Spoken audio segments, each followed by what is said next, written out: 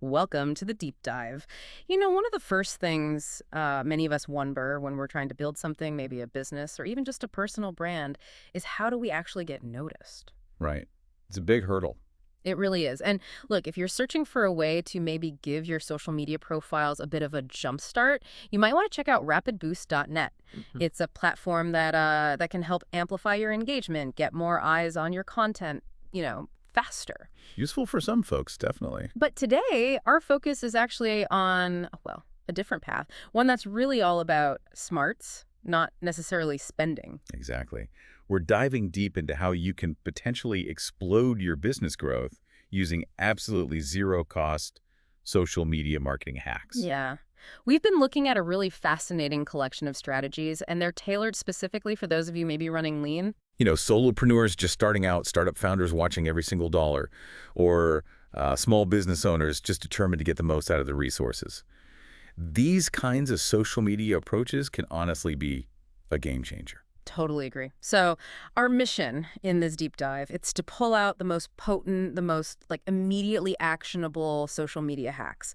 The ones that let you market your business on a grand total budget of, well, basically nothing. Never dollars. $0. We're talking tangible results here. More reach, sparking actual engagement, building that loyal customer base, all without opening your wallet for ads. So, where do we even kick this off, this whole zero cost journey? Well, it really has to start with your foundation. And in the social media world, that foundation is absolutely your online persona. Okay. Think of it like the bedrock, right? Everything else you do is built on top of that. A strong, really well-defined social media presence is just crucial before you even start worrying about what to post or, how the algorithms work. Yeah. Okay, right. So let's dig into that foundation though. What actually makes for a truly powerful social persona?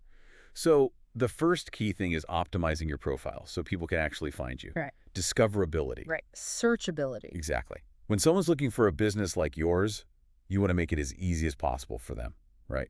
So that starts with the basics. Your username, your handle, make them clear, concise, and ideally try to weave in relevant keywords about what you actually offer. Okay. And then there's your bio. That is like prime digital real estate. Mm-hmm. Don't just put a generic description. Think about the specific terms your ideal customer might be searching for and, work them in naturally. So not just Jane's Bakery, but maybe like the example they gave, Jane's Vegan Bakery gluten-free treats. Precisely. That immediately tells people what you do. Much more informative. And it's not just what you do, right? It's got to highlight the benefit for them, the customer, and then tell them what to do next. Yes, exactly. Your bio really needs to articulate the value you provide.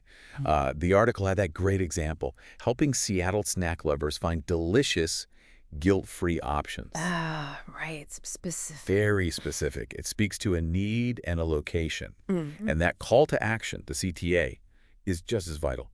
Order today DM for menu. It's direct, tells people exactly how to take the next step. Okay. And one last thing on profiles. Don't underestimate visual recognition. Use a consistent, good quality profile picture.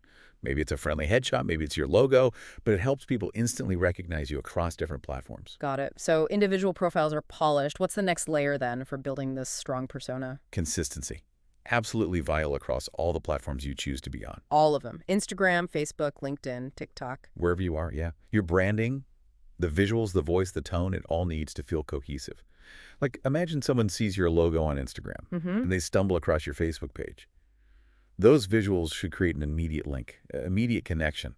It's like that visual signature you mentioned. And didn't the article mention some buffer data, something about a 23% increase in brand recognition with consistent visuals? It did, yeah. That really hammers home how important it is. Wow. And consistency goes beyond just the look. Your tone of voice needs to align with your brand personality too, but, still be appropriate for each platform. So you might be a bit different on Twitter versus LinkedIn. For sure. Maybe witty and informal on Twitter, perhaps more insightful, professional on LinkedIn. But the core brand values, they need to shine through consistently everywhere. Okay. Choosing that signature color palette, having a distinct logo, these act as really powerful visual anchors, reinforces who you are wherever people see you. Right. Consistent, optimized profiles. What's the final piece then for crafting this power-packed social persona? That really involves tapping into storytelling. Hmm. And the credibility of, the founder or the actual people behind the business. Ah, the human element. Exactly. People connect with stories, with narratives, sharing how your business started, maybe the challenges you overcame, the mission that drives you. That can be incredibly engaging. It humanizes your brand, makes it way more relatable. They shared that example, didn't they? Steve from Beans and Brews started doing weekly founder Q&As, sharing behind-the-scenes stuff. Yes, and apparently his DMs, his direct messages, went up like 5 times in just 6 months. 5 times. Wow. That really shows how that personal connection can, hit home. It absolutely does. In today's world, people are often just as curious about the why behind a business as they are about the what. True. So by sharing your journey, your passion, your values, you build trust. You encourage followers to feel like a real connection, maybe even an investment in your success. Okay, solid foundation laid with a compelling social persona. Makes sense. Now, how do we actually create the stuff? The content. The kind that grabs attention, drives engagement, but crucially, doesn't cost a single penny. Right. This is where resourcefulness and creativity really have to shine. The key insight here, I think, is that professional-looking, engaging content, it doesn't actually require a huge budget. That's good news. It is. There are some genuinely fantastic free tools out there that can help you get really impressive results. Okay, tell us about these free creative powerhouses. What are we talking about? Well, platforms like Canva, for instance, Adobe Spark is another, Figma too.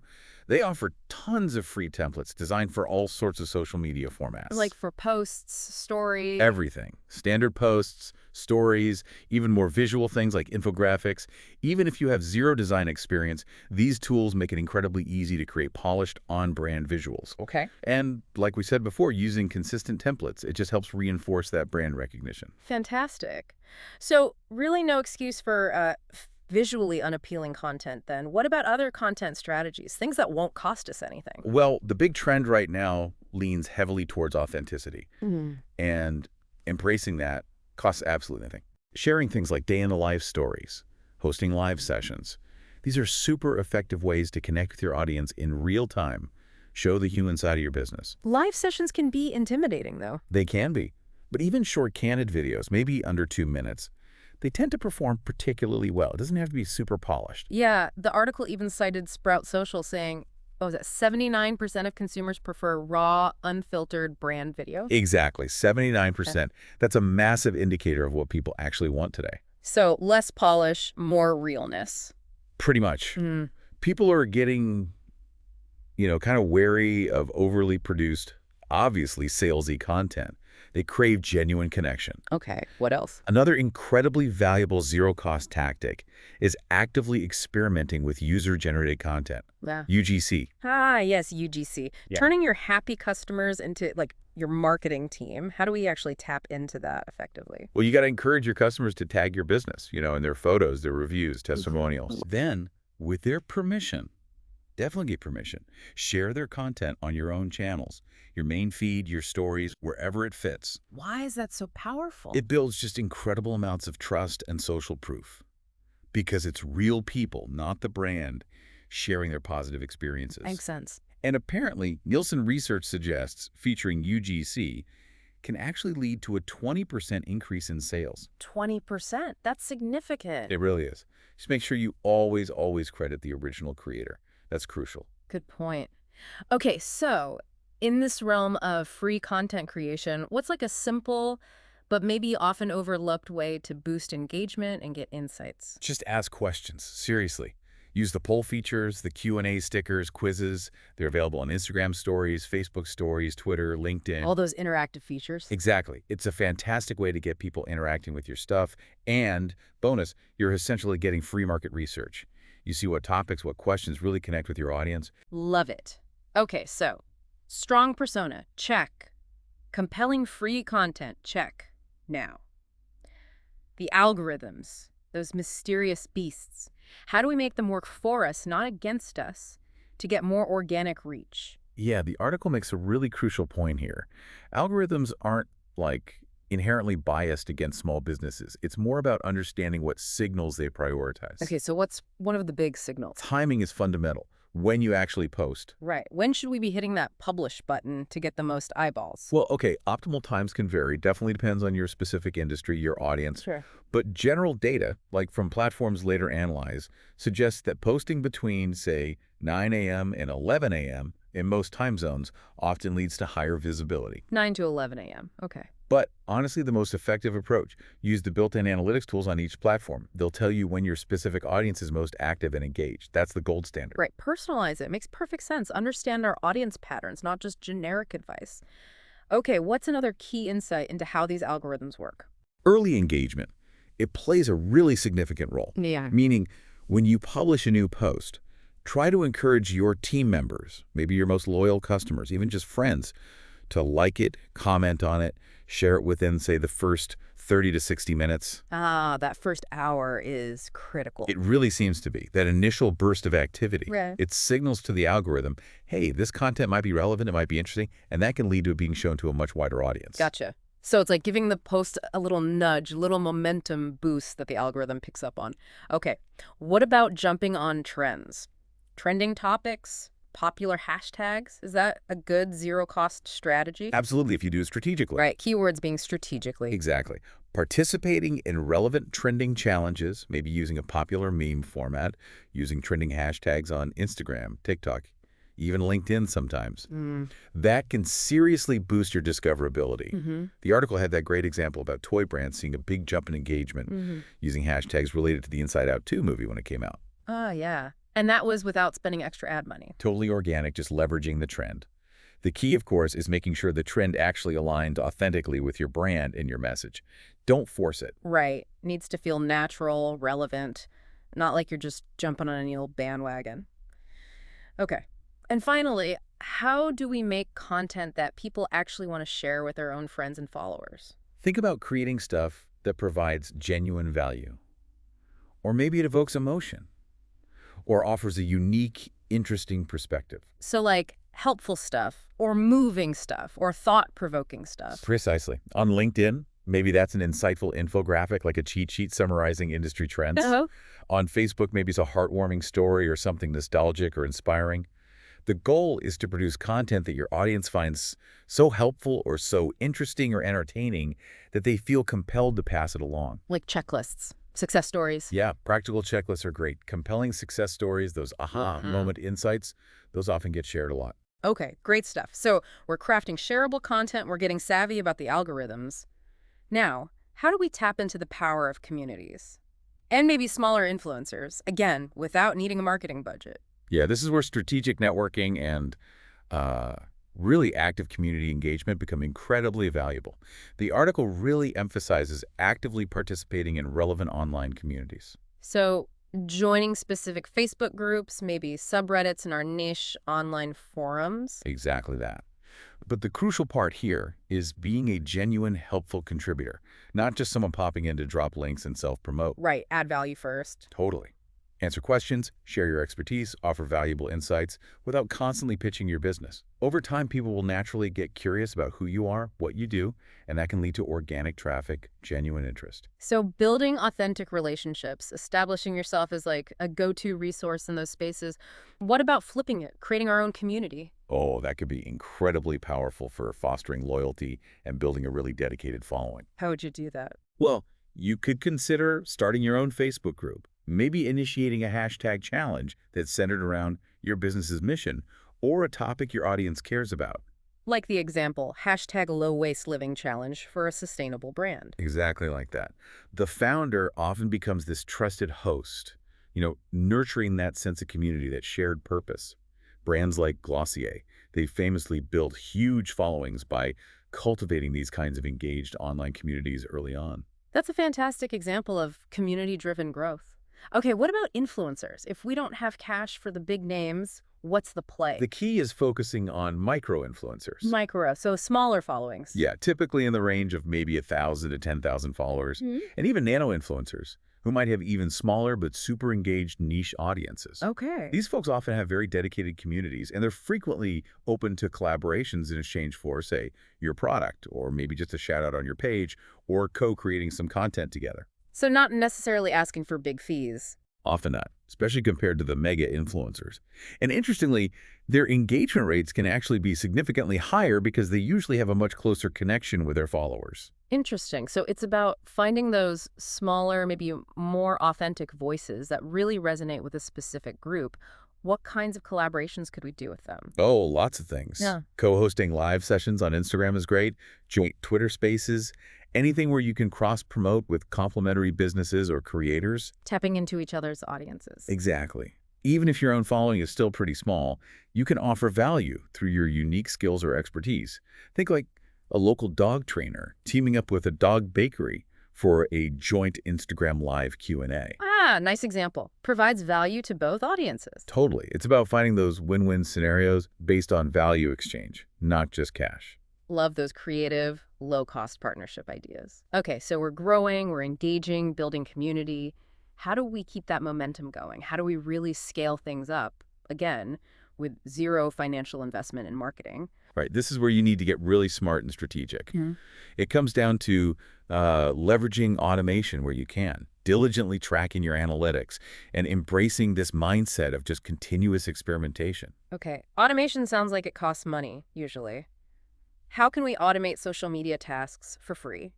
Well, fortunately, there are free tiers available for some really valuable tools, like Buffer, Hootsuite, even Meta's own Business Suite. And they let you do what on the free plan? They let you schedule your posts in advance, manage incoming messages sometimes, track basic engagement. So by setting aside maybe a block of time each week to batch create and schedule your content, you free up a ton of time for the more creative strategic stuff. Makes perfect sense. Work smarter, not just harder. Okay, now how do we know it's actually working? What's resonating and driving results? Analytics. Regularly monitoring your analytics is just crucial. Non-negotiable, really. Like every week. Yeah. Make it a weekly habit. Review which posts are performing best reach, engagement, clicks. Identify your peak posting times based on your data. Observe your overall growth patterns. And the free dashboards provide enough info. For starting out, definitely. Even the basic free analytics dashboards on most platforms offer really valuable data. When you see content that consistently hits, analyze why, then create more like it. Right. The article had that cool example, the Urban Gardening brand. They apparently tripled their followers in 6 months just by pivoting their content focus. They noticed before and after lawn transformations were huge, so they leaned into it because their audience clearly loved it. Data told them what to do. So be data informed, adapt based on what you learn. Okay. What about actively trying new things just to see what sticks? Absolutely essential. Embrace that spirit of experimentation. Run time-bound campaigns or challenges. Like what kind of challenges? Could be anything relevant. Maybe a 14-day challenge. Post one industry tip every day, or a 30-day campaign. Share 5 customer stories each week, or commit to go live every Wednesday. Okay. The key is to clearly promote your challenge beforehand, let people know it's happening, and then meticulously track the results. It gives you such valuable insights into what really gets your audience excited. Great idea. And finally, for growth tactics, what's a simple, maybe often overlooked way to just broaden our reach? Master the art of cross-promotion. Meaning? Don't keep your followers siloed on just one platform. Make it a regular thing to include clear calls to action. Encourage your Instagram followers to check out your TikTok. Tell your LinkedIn connections about your Facebook group. Connect the dots. Exactly. Every little bit of cross-promotion helps expand your overall online footprint with basically zero extra cost. Fantastic. Okay, so a wealth of actionable strategies for growth without spending a dime. But, ultimately, it's not just about racking up follower numbers, is it? It's got to be about building a real community, fostering those lasting relationships. How do we turn followers into actual superfans and, eventually loyal customers? You're absolutely right. Reach is kind of meaningless if it doesn't translate into genuine connections and personalized engagement. That's really the cornerstone of building loyalty. So actually talking to people. Yes. Take the time to reply to comments, respond to DMs personally, use people's names if you can, ask follow-up questions to keep the conversation flowing. Makes a difference. It really does. Brands that prioritize that direct human engagement, they often see significantly higher customer retention rates, up to 30% higher, some data suggests. Wow. It's about making people feel seen, heard, valued as individuals. Okay. What else can we do to cultivate that deeper loyalty? Actively reward your most enthusiastic fans. Give shout-outs. Feature your top supporters, your loyal customers, maybe in your stories or even on your main feed. Like a Fan Friday kind of thing. Could be even a simple, "Hey, thank you at Jane Doe for your amazing recipe idea." That goes such a long way in building goodwill and encouraging positive word of mouth. That's a wonderful way to show genuine appreciation. What about creating that feeling of exclusivity, like being part of an inner circle? Oh yeah, offering exclusive insider content to your most dedicated followers can be a really powerful motivator. What kind of content? Could be early access to news, special behind-the-scenes peeks, maybe even member-only discounts or tips. It creates that sense of FOMO, fear of missing out, and makes your engaged followers feel genuinely valued, like they're part of something special. Smart. And finally, how do we leverage all the good stuff, the positive feedback, the great customer experiences? How do we use that to build even more trust and attract new people? Actively solicit testimonials, Yeah. and always seek permission to share those positive customer experiences. Just ask them. Yeah. At every appropriate point, ask your feedback. Ask if you can share their positive comments, their success stories. The article highlighted that stat. Something like 87% of consumers read online reviews before buying. 87%. That's huge. It is. So that's social proof, those real customer wins, shared publicly. It's incredibly valuable for building trust and credibility with potential new customers. Okay, so bringing it all together, it really sounds like making a significant impact is absolutely possible without needing a massive marketing budget. Totally possible. The key ingredients seem to be what? Authenticity, a real focus on building community, getting creative with content, leveraging those smaller partnerships strategically, and just consistently prioritizing genuine engagement. That sums it up pretty well. We've covered a lot, from optimizing profiles and crafting zero-cost content. To understanding algorithms, tapping into communities, nurturing that loyal fan base. Exactly. It definitely requires effort, consistency, and, maybe most importantly, a willingness to experiment, learn, and adapt based on what actually works for your specific audience. Remember, many of the most successful brands we see today, they weren't built overnight with unlimited marketing cash. They often started with a great idea and a whole lot of strategic, resourceful hustle. That's really inspiring. So for you listening right now, here's your takeaway. Think about which one of these zero-budget social media hacks you could realistically implement, like right away, today even. Why don't you pick one? Yeah, what's one small step you can take now to start building that community of superfans? And who knows what unexpected growth you might just unlock. The power to make your mark really is in your hands.